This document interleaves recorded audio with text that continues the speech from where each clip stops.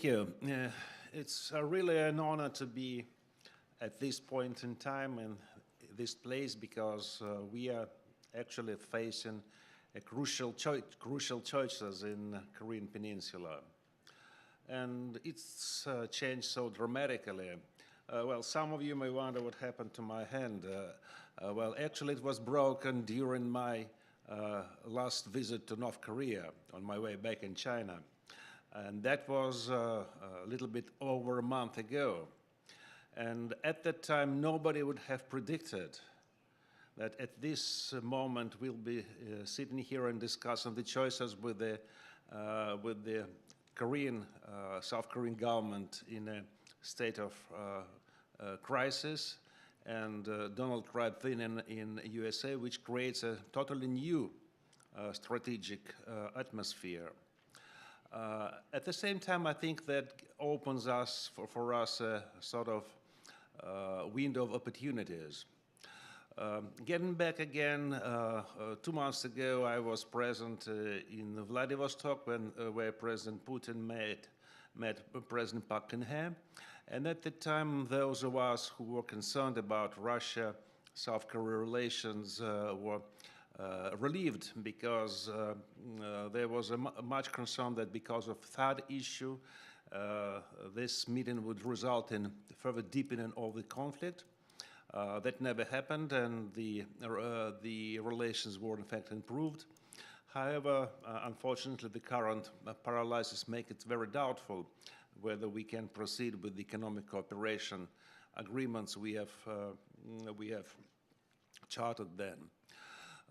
Also, if I would continue what was said during the first session, and I'm speaking not on my notes, which you can find because the situation is different from what it was when it was written. Also, if in China 40% of population were supporting Trump, I would say in Russia maybe 70% were against Clinton, not necessarily supporting Trump, but both our political circles and population in general were wary that Clinton's presidency might mean bad news for our relations. I don't know, and no one knows yet how Trump presidency will go for Russia-US relations. It's more unpredictable. There's much more unforeseen circumstances, and it would be ridiculous to say that Russia walked behind the scenes to affect Clinton campaign, because that just simply doesn't make sense. But at the same time, there is a possibility for cooperation, and sitting here, I'm hoping that one of these areas might be Korean Peninsula, because in Korean Peninsula we don't have that much of contradictions like we have in Syria or Ukraine or other places, but actually Russia and the US and South Korea goals might be well coordinated. But to do this, it is necessary to have a very sober analysis of what's going on in North Korea, what's going on with between two Koreas, and what can be the prospects for the easing of situation in Korean Peninsula. So if we speak about North Korea, so far there's no signs of a forthcoming collapse, and I hope that the South Korean society would take a sober look at what's going on there to understand that there's no enough ground to think that pressuring North Korea more would bring about the change in the regime. I don't think that can happen. And actually, Kim Jong-un has strengthened his power base, and there's very little opposition, if any, although many people in the elite are afraid of him, but there's no organized opposition, let alone the possibility of uprising of the masses. Because actually the economic situation is improving.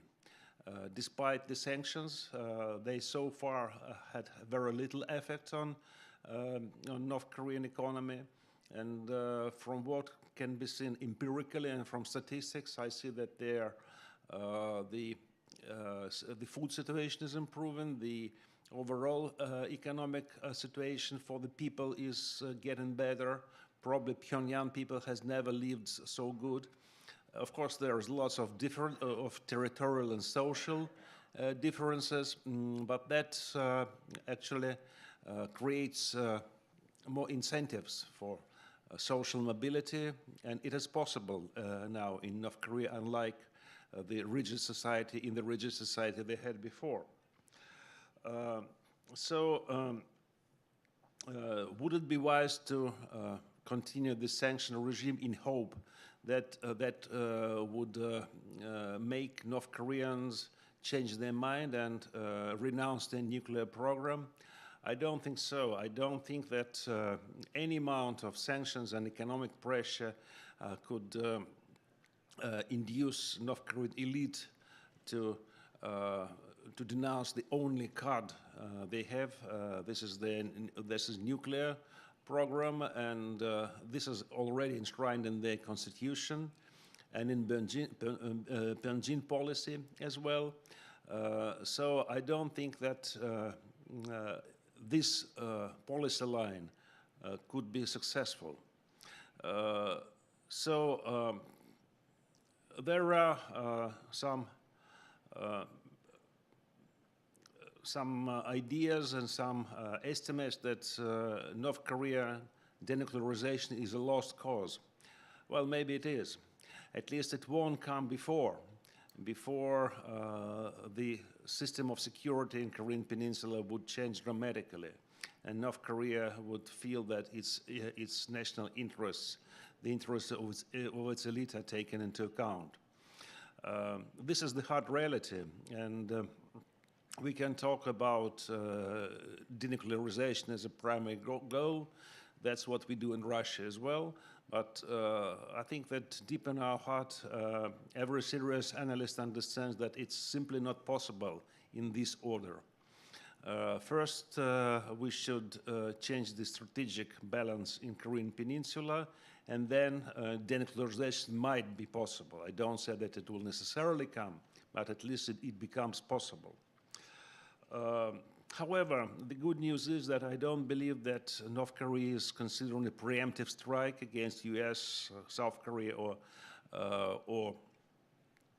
Japan, at least not at this point, because so far I think that North Koreans haven't come to a point in development of their nuclear and missile program where they would have the second strike capability, which might be a watershed in their military adventurism and might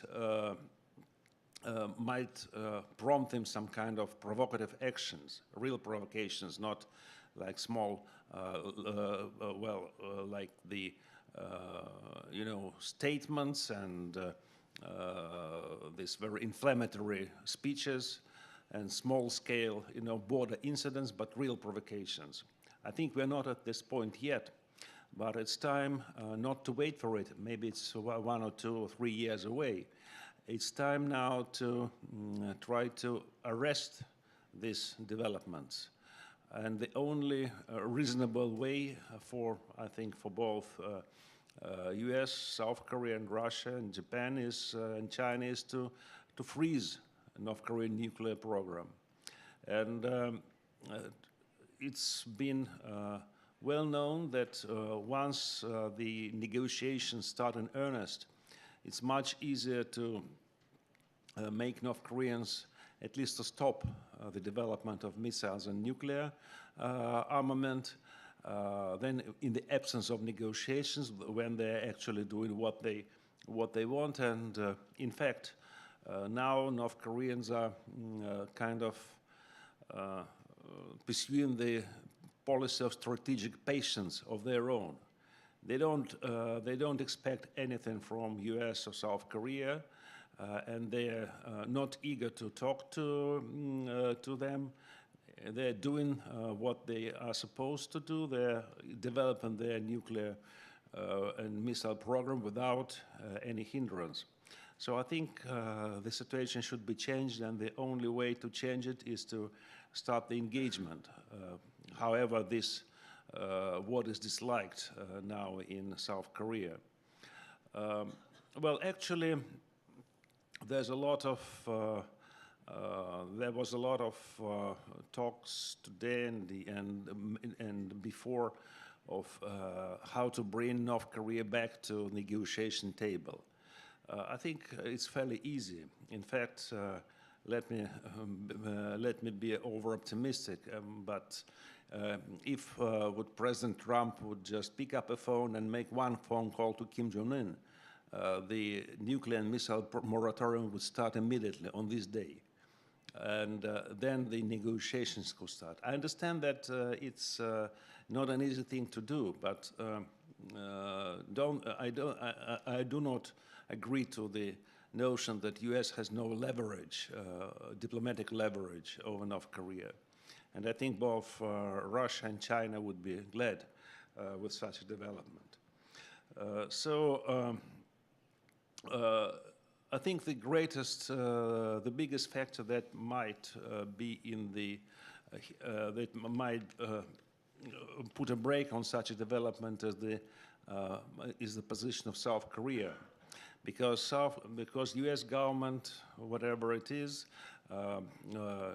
must and shall recognize the interests of its closest ally, and wouldn't act in a way that South Korea wouldn't agree to.